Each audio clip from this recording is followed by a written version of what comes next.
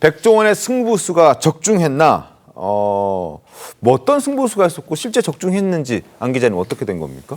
할인 행사입니다. 이 더본 코리아는 지난달부터 할인 행사를 진행 중인데 네. 일단 지난달 13일부터 31일까지 이 행사 대상 브랜드 가맹점 방문 고객 수가 작년 동기보다 65% 정도 늘었다는 거죠.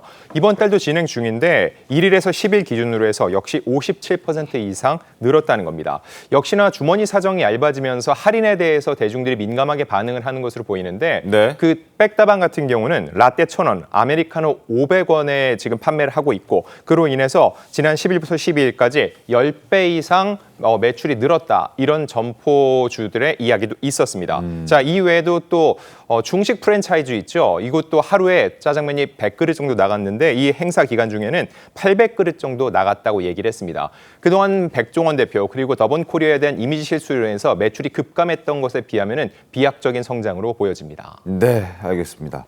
할인 행사로 매출이 이제 급증하면서 가맹점주가 과로로 쓰러지는 일까지 발생했다고 하던데요. 맞습니까? 예, 뭐 11일 한 온라인 커뮤니티 올라온 글인데요. 이거 백다방 그 사장님이 네. 쓰러지셨다. 아무래도 지금 뭐 매출이 거의 10배가 늘었다는 거는 주문량이 10배가 늘었다는 거는 거의 하루에 몇백 잔씩 만들어내고 있는 거거든요. 그러니까요. 그럼 이 알바생들이 커피를 만드는 게 거의 그냥 쉬지 않고 만들어야 됩니다. 아마 너무 많은 주문이 밀려들다 보니 이 가맹주께서도 같이 만들다가 아마 쓰러지신 걸로 보이는데 근데 그 커뮤니티 글에 그 사장님은 다행히 의식이 있는 채로 실려 가셨지만 남아있는 알바생 넷 그들은 계속해서 뭔가 만들고 있었다라고 해요. 그렇기 때문에 이 지금 일단 프로모션은 상당히 성공한 걸로 보입니다만 네. 사실 커피 같은 것이 박리담회인데 이 정도 그 프로모션을 했으면 거의 초박리담회거든요. 그렇기 때문에 매출은 늘었지만 이익으로 이어지진 않았을 것이고 일단 그럼에도 불구하고 가맹주들은 뭔가 너무 지금 경기가 안 좋았기 때문에 이 돈이 순환되지 않는 것 자체에 스트레스를 받다가 어느 정도 그래도 행복한 비명을 지르던 그 중에 일어난 일이 아닐까 그렇게 봅니다.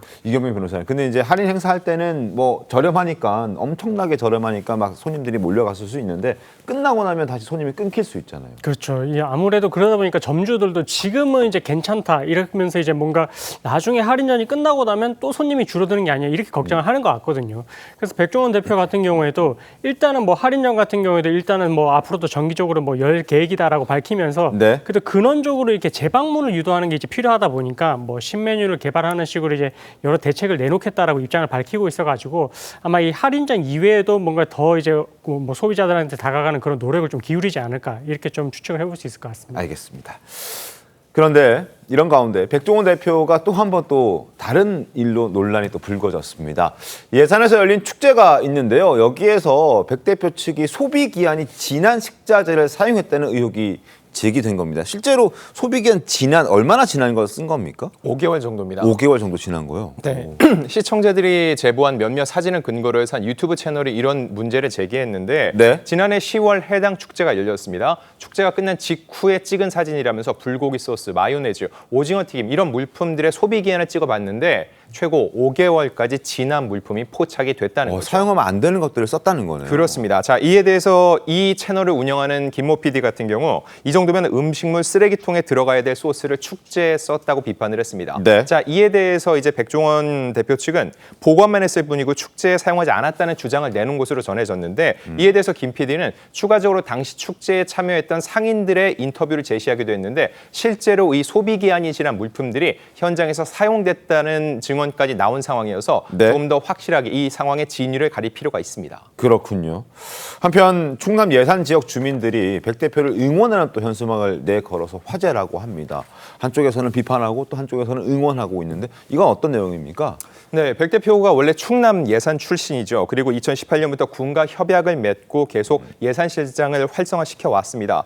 실제로 2023년 예산시장이 문을 열었고요. 2년간 780여 명이 방문한 것으로 전해졌습니다. 네. 이런 내용을 토대로 해서 이 예산군 측은 백 대표가 고향 예산을 위해 누구보다 헌신적으로 기여했다고 얘기를 하고 있는데 최근까지 백 대표에 대한 이미지가 좋지 않았기 때문에 예산시장 측에서는 오히려 그가 잘한 점에 대해서도 부각시키는 목소리를 내고 있는 것으로 보입니다.